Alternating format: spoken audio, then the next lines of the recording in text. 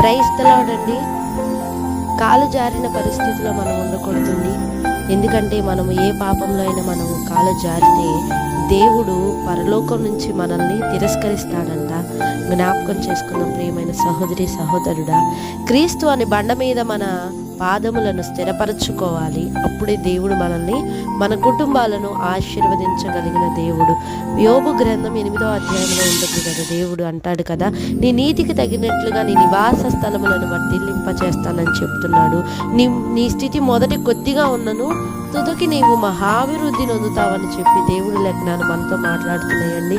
కాబట్టి మనము జ్ఞానముగా నడుచుకుని ఎడల, యుక్తముగా నడుచుకుని ఎడల, దేవునిలో నీతిగా నడుచుకుని ఎడల దేవుడు అద్భుత రీతిగా మనల్ని ఆశీర్వదించగలిగిన దేవుడు.